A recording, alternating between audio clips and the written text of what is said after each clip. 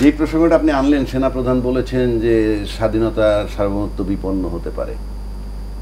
আমার প্রথম প্রশ্ন, এখানে আমার প্রসঙ্গটা কোথায়? আমাদের এখানে 5ই আগস্ট আমরা বাংলাদেশের সবাই মিলে, যেহেতু আমরা একটা দাবি করতেছি, আপনি, আমি, উনি, সম্মিলিত প্রয়াস, সবাই মিলিত হয়ে আমরা আমাদের সরকার প্রধানরে তাড়াই দিছি। আচ্ছা, তাড়াই দিছি কেন? It is absolutely our internal issue. বিনা বিচারে হত্যা, গুম ইত্যাদি ইত্যাদি যে আইনের কথা আপনি বলতেছেন, সে টোটালটা রাষ্ট্রযন্ত্রে বৈশা বিকৃত মস্তিষ্কের মানুষ হিসেবে আইনগুলোকে লঙ্ঘন করেছে। উনি একটা সুস্থ মস্তিষ্কের মহিলা হইলে একজন ব্রিগেডিয়ারে নিয়ে আপনার 8 বছর আপনার ইয়েতে রাখতে পারেন না, এবং সেটা আর্মিরা সবাই জানতো। এটা লুকোচুরি না, তামাশা নয়। আপনি করেন না একটা, তাহলে পুলিশে ধরে কেমনে? আপনি জাল নোট বানান, ধরে কিভাবে? আপনি ইয়াবা বিক্রি করেন, ধরে কিভাবে? তাহলে আপনি আয়নাঘর ধরতে পারলেন না কেন? তার মানে হচ্ছে সুপরিকল্পিত রাষ্ট্রীয়ভাবে বেআইনি কর্মকাণ্ড।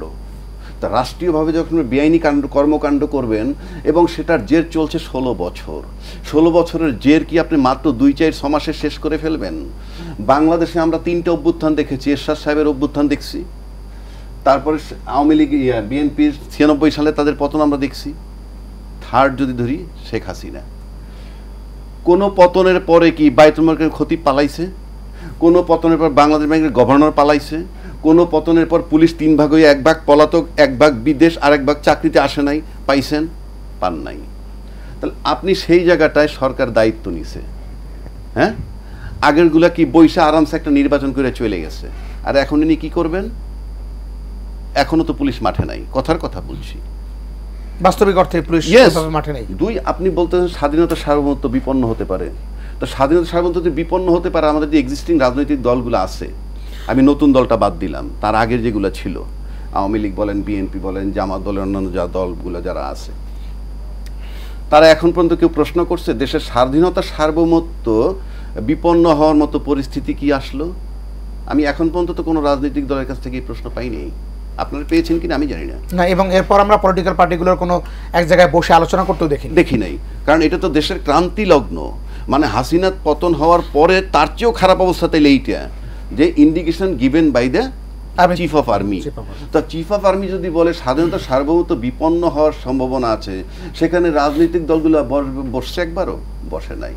2, কোনো ওপিনিয়ন পাস করেন নাই।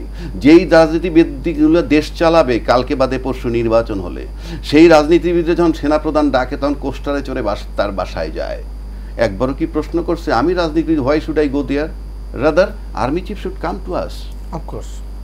অন দ্য আদার হ্যান্ড যদি বলতো যে রাষ্ট্রপতি ভবনে যাব, সেটা একটা কথা ছিল। তাইলে মিডল পয়েন্ট ছিল একটা। তাইলে যিনি আমার আন্ডার কমান্ড থাকবেন, আমি দেশ চালাবো, তিনি আমাকে ডাকতেছেন এবং আমি যাচ্ছি। আপনি আমাকে জাস্ট টেল মি, এই কোম্পানির যে চেয়ারম্যান বা এমডি আছে, এই কোম্পানির কোনো অফিসের কারো অধিকার আছে বলার যে মিস্টার হারুন কেমন আছেন? পারে? Can anybody address mister Harun আমার বেতন বাড়ছে না? নো। বাট আমি বলতে পারবো, যেহেতু আমি আলোচক, আমি ডক্টর ইউনুসকে এখানে বিষয়ে 10 বার বলতে পারবো ডক্টর ইউনুস, কিন্তু ডক্টর ইউনুসের আন্ডার কমান্ড কেউ বলতে পারবেন? But it is happening in Bangladesh. এটার মানে হচ্ছে যে if you do not maintain the law, একটা আবেগের জায়গা থাকতে পারে, একটা emotional, you can't leave the state with emotion. Emotion যেটা কাজে লাগে সেই ইমোশনটা আমি বলছি। রাজনীতিতে ইমোশন কাজে লাগে না, বাট হাসিনাকে সরানোর জন্য যে ইমোশনটা ছিল সেটার প্রয়োজন ছিল। কিন্তু সেনাপ্রধানের ভূমিকা আমরা যদি দেখি, আমি সেনাবাহিনীকে টানি নেই, তা আপনি বলছেন, আমি আই এম নট টেলিং, আমি যা বলার বলেছি। I can address Dr. Yunus, but under command পুলিশের আইজিপি রে গিয়ে তার এক এসপি বলতে পারবে আইজি সাহেব শোনেন? পারবে? আইজি শব্দ উচ্চারণ করতে পারবে না, হোয়াট এভার ইট ইজ। এটার মানে বুঝাচ্ছি, আপনি টপ যদি ল ব্রেক করে, বটম মানবে না।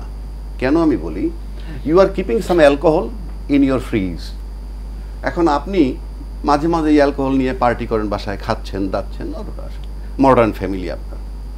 এখন আপনার ছেলে ওখান থেকে ফ্রিজ থেকে বের করেছেন অ্যালকোহল খাবে, আপনি কি নিষেধ করতে পারবেন? সুযোগ নেই। So you must maintain the law. So if you can't maintain the law, you can't impose anybody. No, you don't have the right even. আপনাকে ল মানতেই হবে। Nobody is beyond law. Sheikh Hasina কিন্তু পতন হয়েছে বিকজ অফ ল মানেনি। তাই বাংলাদেশ সংবিধান শেখ হাসিনা পায়ের তলায় রেখে দেশ চালিয়েছে, 70 অনুচ্ছেদ বানিয়েছে।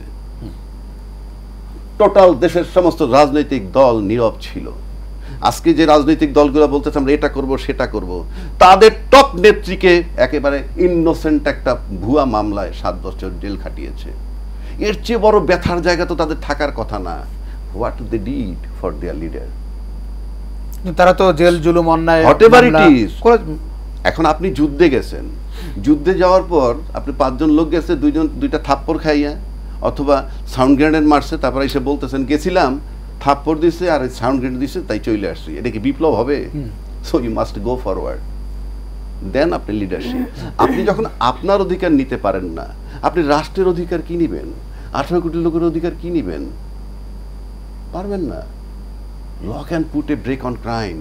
It cannot change the attitude of man.